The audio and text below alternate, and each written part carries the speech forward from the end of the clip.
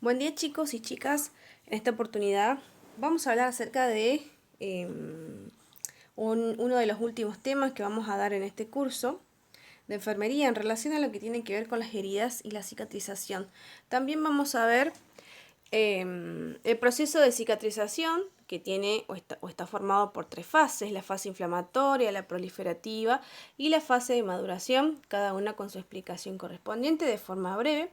Después tenemos tipos de cicatrización: la cicatrización de primera intención y la cicatrización de segunda intención. Luego seguimos con las complicaciones de la cicatrización de las heridas, como es la hemorragia, la infección, la dehiscencia y la eventración. Después tenemos los puntos más importantes a tener en cuenta en este tema, lo que es la valoración de la herida, desde lo que tiene que ver con el aspecto, el exudado y la inflamación. Y luego, como último, les pongo un ejemplo con imágenes de una herida posquirúrgica con puntos y el proceso de cicatrización de esta lesión pasados los 3 meses con su correspondiente recuperación y también ejercicios de kinesiología. Bueno, vamos a hablar de lo que es la cicatrización. Podemos decir que la cicatrización es un conjunto de procesos. Estos procesos son biológicos, físico-químicos y celulares, que se producen como respuesta de los tejidos a cualquier tipo de lesión que se produzca en el organismo de la persona. ¿Cuál es la finalidad? Lograr la recuperación, con restitución de la continuidad de los tejidos lesionados mediante el reemplazo de ese tejido que es no viable, es decir, el tejido muerto, por tejido viable. El proceso de cicatrización se realiza en 3 fases. Tenemos la fase inflamatoria, la fase proliferativa y la fase de maduración.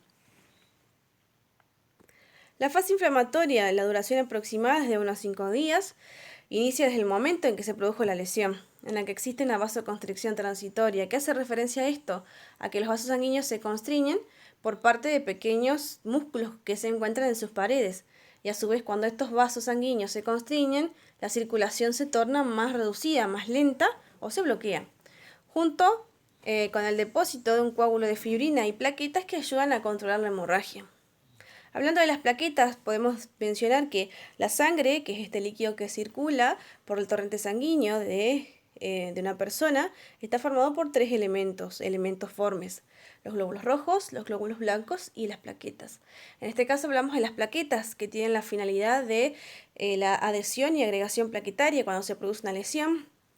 Es decir, que estas células, estas plaquetas, se van a agregar y adherir a esa pared de los vasos lesionados, formando un tapón plaquetario que a su vez va a controlar lo que es la salida de sangre, es decir, va a controlar la hemorragia.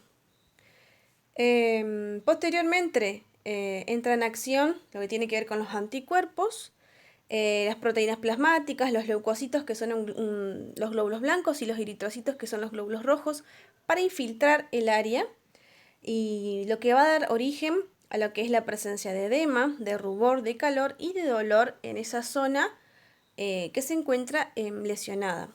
Luego se presenta lo que es la vasodilatación localizada. ¿A qué hace referencia esto? A que se produce un incremento del diámetro interno de los vasos sanguíneos, lo que permite a su vez que aumente el flujo de sangre a través de ellos. Y todo esto trabajando en conjunto, o trabajan en conjunto, digamos, con la acción a su vez de los neutrófilos, de los monocitos, dando una respuesta inflamatoria, que es esta primer fase que se produce. Después tenemos la fase proliferativa, que tiene una duración de 5 a 20 días aproximadamente. En ella los fibroblastos, que son los fibroblastos, participan activamente o dinámicamente en lo que es la cicatrización de las heridas. Se acopian en los bordes de las heridas, favoreciendo lo que tiene que ver con la capacidad para regenerar y reparar ese tejido, y a su vez crear la cicatriz que posteriormente se forma. Se multiplican, aparecen brotes endoteliales que van a penetrar y nutren al tejido lesionado. La combinación de la proliferación de nuevos capilares y de los fibroblastos, que eran estas células que habíamos hablado anteriormente, y de colágeno, La epidermis recobra su grosor que tenía anteriormente, antes de que se produzca esta lesión, y a su vez aumenta la resistencia de la herida, lo que es la atracción de estos tejidos. Ahí tenemos lo que es la fase proliferativa. Luego pasamos a lo que es la fase de maduración, que se inicia aproximadamente a los 21 días y puede durar meses, y en ocasiones mayor tiempo. El tejido cicatrizal se compone de colágeno y de una sustancia fundamental que está formada por mucopolisacáridos, glucoproteínas, electrolitos y agua. Las fibras de colágeno sufren un proceso de lisis y regeneración. Es decir, que estas fibras se regeneran, estas fibras de colágeno. En la maduración normal de la herida se puede observar una cicatriz inmadura roja, elevada y dura, que se transforma en una cicatriz, después una cicatriz madura, plana, blanda y pálida a su vez. Esto es después de que pasan varios días, semanas y hasta meses, luego de que se logra recuperar lo que es la elasticidad de ese tejido lesionado. Luego pasamos a lo que son los distintos tipos de cicatrización. Tenemos de primera intención y de segunda intención. La de primera intención, que se llama también unión primaria, ocurre de manera directa por la epitelización y reparación del tejido en la herida, o bien la que se realiza en forma aséptica con la unión de los bordes de la herida con puntos de sutura y el tejido de granulación no es viable y la cicatrización a su vez es mínima. Luego pasamos a lo que es la cicatrización de segunda intención, que se denomina la de granulación, en la cual las heridas dejan abiertas para que cicatricen solas o sean cerradas posteriormente. Por ejemplo, las quemaduras de gran magnitud, de gran extensión, las lesiones traumáticas, las úlceras y heridas infectadas supurativas, en las que se observa tejido de granulación, el cual durante la asepsia de la herida suele sangrar con facilidad y se suturan posteriormente dejando una cicatriz profunda y extensa. Ahí tenemos los dos tipos de cicatrización, la de primera intención, que es la unión primaria, y la de segunda intención, que es la de granulación. Después pasamos a lo que son las complicaciones de la cicatrización de las heridas, y tenemos la hemorragia, la infección, la dehiscencia y eventración. La hemorragia puede presentarse por deslizamiento de una sutura, o ser causada por la presencia de una infección, por ejemplo. Una infección quirúrgica incisional es la que se presenta en el sitio quirúrgico dentro de los primeros 30 días del postoperatorio. Involucra piel, tejido subcutáneo y músculos localizados por debajo de la aponeurosis implicadas. En términos generales, la infección se presenta durante las primeras 2 semanas del postoperatorio. Después tenemos la dehiscencia y la eventración. ¿Qué es la dehiscencia? Es la ruptura parcial o total de la herida quirúrgica abdominal, por ejemplo, y la eventración es la salida de una víscera, de un órgano interno a través de la incisión que se había realizado posteriormente. Esas son las complicaciones, las principales complicaciones de la cicatrización de las heridas. Luego pasamos a los puntos principales, lo que realiza enfermería, que es la valoración de esa lesión, de esa herida, a través de lo que es la inspección y la observación minuciosa y específica de este tipo de lesión. ¿Qué vamos a observar? El aspecto, el exudado, si existe, y la inflamación. El aspecto, por ejemplo, examinar el color, el área circundante, es decir, el área que rodea esa lesión y los bordes de la herida.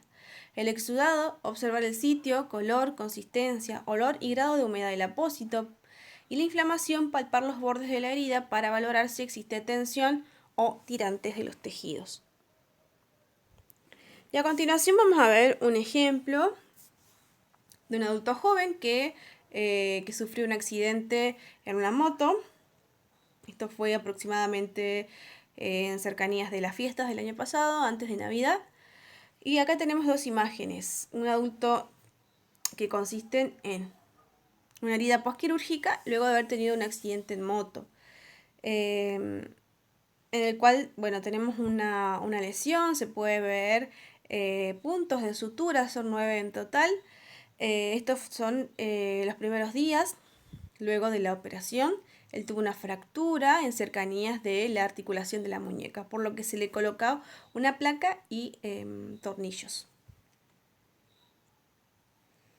Después tenemos días de recuperación posteriores en los cuales podemos ver, ¿no? Él poseía un medio yeso para contener todos estos elementos que le habían colocado internamente. Como podemos ver los hematomas, ¿no? Con esa coloración verdosa, azulada y en ocasiones violeta también de lo que fue el impacto del accidente y a su vez de esta cirugía o de esta operación quirúrgica que se le realizó. Luego de la extracción de los puntos, acá tenemos cómo queda ese tejido, esa piel, luego de la extracción de los puntos. Y finalmente tenemos lo que es luego de 3 meses de recuperación y de kinesiología, sesiones de kinesiología a través de los cuales se le realizaban masajes, se le enseñó a hacer distintos tipos de movimientos y de ejercicios para favorecer a lo que es los movimientos de esa articulación, no solo de la muñeca, sino también de los dedos de esa mano. Acá podemos ver lo que es cómo quedó la cicatriz actual de esta persona. Bueno, llegamos a la finalización de esta presentación. Esto fue todo en relación a las heridas y cicatrización. En este caso no tenemos actividades para realizar, pero sí recuerden repasar y estudiar para el examen final oral, que es el próximo martes, lo que tiene que ver principalmente con la valoración de enfermería que se hace ante una lesión de este tipo, de esta magnitud, y principalmente los cuidados que nosotros podríamos hacer con esa herida posquirúrgica.